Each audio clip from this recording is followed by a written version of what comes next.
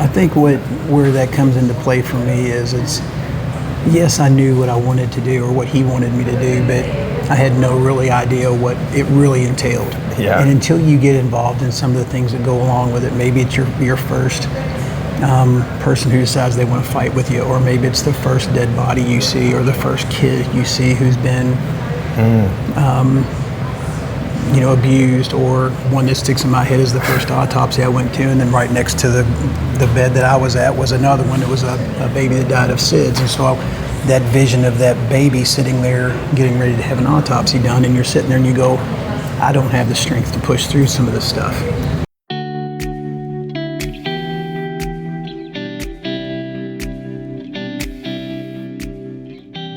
Hello, welcome to the Coffee Pot Disciple, where we take a look at Scripture and have a conversation with everyday real people in real world situations as they are working on and improving their walk with the Lord. Well, welcome to the Coffee Pot Disciple with Ricky D, episode number 1.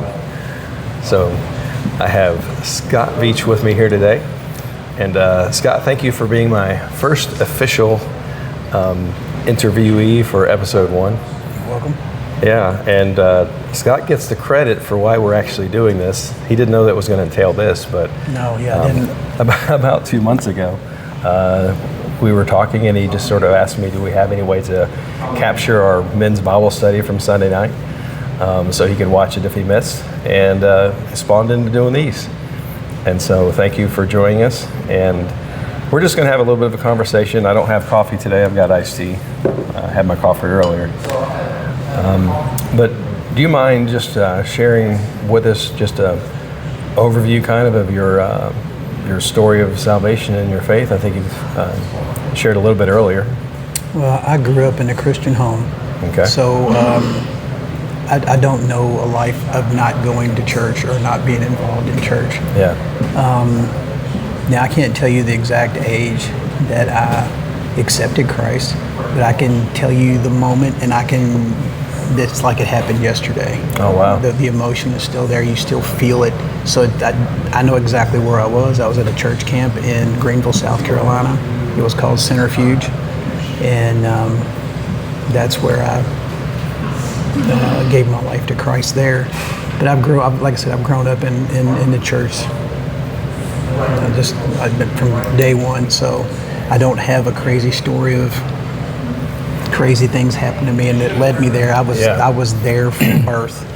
Yeah, so you didn't have a life of rebellion before I did not. redemption. Yeah. No, I did not. So we'll classify you as a long-term disciple then, because Sure. I do happen to know exactly how old you are, because I'm 1 day older. That's right. Literally. That's right. So that's kind of cool. Never asked if you were born in the morning or at night, but Morning. In the morning. Mm-hmm. Okay. I was probably born at night, but just not last night. There you go. There you go. All right. So along with that, so do you mind telling us what your profession is or what you've chosen to do in life? I don't know that I chose it as much as it was chosen for me. Okay. I've been a police officer since 1991. Oh, wow. When I was 5 years old, I don't know. Don't ask me how it happened, but I knew from 5 years old that I was going to be a police officer. God let me know very early that that's what I was going to do in my life, and how He was going to use me. So I always knew, and it didn't matter what I did before I became a policeman. I knew that's where I was going to end up. So I thought I was going to play college football, but I hurt my knee, and God said, "No, you're not going to play football because I need you somewhere else." So I was back in Louisville, and I got right into security with the police department then, right when I was in college. So that's been where I've been going the entire time. So That's awesome. That's where I've been since '91 for sure. Yeah, well, some of us wish we knew what we were supposed to do. My wife and you've specifically, known, so. yeah. All right, that's awesome. All right, well, hopefully after just hearing a little bit about you, some people can make some kind of a connection. So you've been in law enforcement your whole life and been a believer and follower your whole life, and so it's probably had some challenges over the years. And one of the things we talked about was what Bible verse has really helped you? And you told us that Philippians 4:13 was that Bible verse that's really stuck with you. So I'm just going to go ahead and read out of the Holman Christian, Philippians 4:13. I am able to do all things through Him who strengthens me. And so, I think it's pretty obvious what the big idea of that verse is basically that God gives us the strength to do the things that He calls us to do. That's what that verse is truly talking about. So if He called you to be a police officer at 5 years old, so I got a just random question. Did you ever dress up like a police officer? All the time. Okay. All the time. Okay, that's cool, because I love it when little kids dress up and think, nope, that's what I'm going to be. Yeah, I can remember as a kid, how you get the double holster, Lone Ranger thing. Well, Right. Police didn't carry two guns like that, so Sure. I took the holster apart, made a shoulder holster out of it, and ran a shoestring across, and I always wore my shoulder holster with my pistol on it. That's how I played. I mean, so when you showed up for the police force, you were ready. I was ready to go. You already probably knew all the things. I was ready to go. All that. So how do you think that that verse really? Is there any way you could relate to those of us that are maybe God is pushing us? I guess this is where I think the conversation would go. Like, you knew it at 5, so you had all that time to prepare before an adult. There's a lot of times where God's calling us to do something. Maybe we don't know what it is. Maybe it's just in the moment. Like, I got to talk to this person, or you got to go to this situation. I think where that comes into play for me is yes, I knew what I wanted to do or what He wanted me to do, but I had no really idea what it really entailed. Yeah. And until you get involved in some of the things that go along with it, maybe it's your first person who decides they want to fight with you, or maybe it's the first dead body you see, or the first kid you see who's been abused, or one that sticks in my head is the first autopsy I went to, and then right next to the bed that I was at was another one that was a baby that died of SIDS. And so that vision of that baby sitting there getting ready to have an autopsy done, and you're sitting there and you go, I don't have the strength to push through some of this stuff.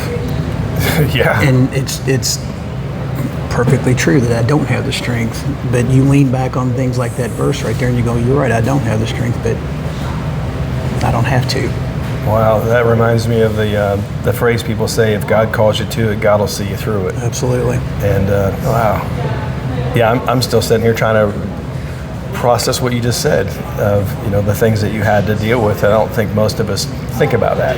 We maybe call the police for help or whatever the reason is, but to think that you have to be a real human being to see those things that are horrible. Right. And the other thing is that I'm dealing with something that this person is going to have to deal with for the rest of their life, and I've got an hour to deal with it. Yeah, wow. So you got to deal with it in that short period of time. They've got a lifetime they have to deal with it, right? But that's the only incident they may ever deal with. Yeah. I may go from that hour, turn around, and I might have another one in another hour. You might see multiple people killed in a car crash. You might see, you might have to give somebody a death notification that their loved one just died. You just don't know what you're going to run into, and those things can all happen all in the same day. You just don't know. And so to say that you have the strength or the power to walk through that and come out and you're just this big tough guy, no, it's not true. Yeah.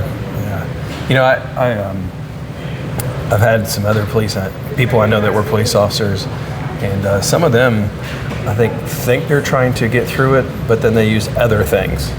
Other vices to deal with it. Other vices to deal with it. Sure. And the list could be whatever that it is, but they're just really coping mechanisms. But I think what we're talking about here is that verse is founding to actually that God gets you through it.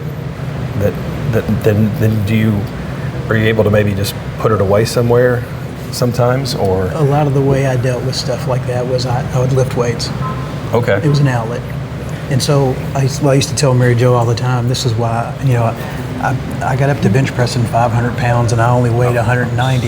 And so I taught her, I said, I must have really been a stressed out dude to work my way to that level. But it's one of those things that that's how I dealt with it. I didn't drink, I didn't smoke, didn't do drugs, I didn't do any of those things. Right. I didn't cheat on my wife, obviously. I didn't do any of these things that these other guys would do. Sure. I would work out. Yeah, so you still have an outlet, but even as God's working through there. Well, that's good stuff, because I think all of us try to find some kind of an outlet some way. And preferably the ones that are okay, and not Not a destructive one. Yeah, Absolutely. not something destructive. Awesome. And so as you've grown in your age and just had a birthday, do you think that you've grown in how to deal with that over the years? Or have you always been able to do that? Did you just realize right away, I got to go lift weights? I guess you were a younger guy then. Well, I mean, I was lifting weights before I got into police work. It just kind of kicked into high gear. Yeah. I don't know. I think you sit back and you think about how to deal with things, and I think God gave me the ability to handle it where I didn't dwell on it. Yeah. Some people can't see things like that and not constantly have that picture flash in your head. Sure. I have a Rolodex of things in my head that come out from time to time. Her and I'll be talking, and it'll spark a memory, or a smell will spark a memory, and it'll bring it back. But it's never been anything that's really, I wouldn't say, bogged me down. Yeah. If that makes sense. Yeah, no, that does. And again, I go back to that my strength doesn't come from me. Right. To get through these things, and my strength doesn't come from, I know how to deal with this, and to be like you're some big tough guy or something. It's just not. Yeah. So I think maybe that for me to help is that sometimes we think about that strength comes from him in the moment, but then it's also an enduring strength. It's an enduring strength to last for. So that when that flashcard comes through, or I think you call it Rolodex, that's a index thing with names on it for those of you that don't know what a Rolodex is, and it used to roll, so it was pretty cool. But if you're born when we were, you know what those are. You know exactly what that is. Yes. Yeah, but it would be something that just flashed up on your news feed that reminded you that kind of like 10 years ago. Contacts on your phone now. Yeah. So just for a little context for those different age groups. There you go. But yeah, those things do come to mind, and so and like you said, it could be a smell, it could be anything, and when we have those memories, we need to push through with endurance. That the Lord still continues to give us strength. Is there anything else maybe you'd want to share that I forgot to ask you about, or that you think? Well, the other side of a lot of this is my parents always taught me, treat people the way you want to be treated. So that kind of stays in the back of your mind. And when you think about that, when you make these runs and you do these things, and God's given you the strength to be there, and you go, well, how do I handle this? Or what if it was my mom and dad that I'm dealing with? Or what if it was me and they're coming to help me? I want to be the kind of police officer that I would want to come to my house. Or come to help me in my time of need, put it that way. And so, and I've gotten away from that from time, when things wear on you and life gets at you, you're not nearly as helpful as you probably could be with people. Right. And you got to get grounded and get back to where you need to be, and read your Bible or watching things like this on YouTube. It brings you back around where you go, okay, hang on, calm down. It's not about me. Yeah. I don't know where I got this from. I think it was another pastor somewhere that I can't give them credit for, but the phrase that I've been trying to use is I want to add value in all the situations. You're either adding value, or you're not. You're taking away. Maybe you're sucking away some of it. So good. That's good stuff. Well, the purpose of our conversation here really was just to have a conversation with a regular person. Just a person that we know, that see how you navigate through the world and attempt to walk with the Lord in your profession and just through your life. And so I appreciate that. I think we covered those bases today. I do want to give a quick shout out for the Ricketts Restaurant here in Eminence that was formerly known as Pucketts, but is changing the name by 2 letters to Ricketts, which I'm pretty okay with that name. So thank you for them letting us use their establishment to have our conversation and break some bread and have a few beverages. I'm gonna have to edit that out. Let me reset that again, because let's say I have a few drinks. But yeah, thank you for Ricketts for letting us come here and have a meal and drink some tea and sodas and things, and just have a good conversation. But Scott, thank you, appreciate it. Absolutely. And thanks for joining the Coffee Pot Disciple podcast.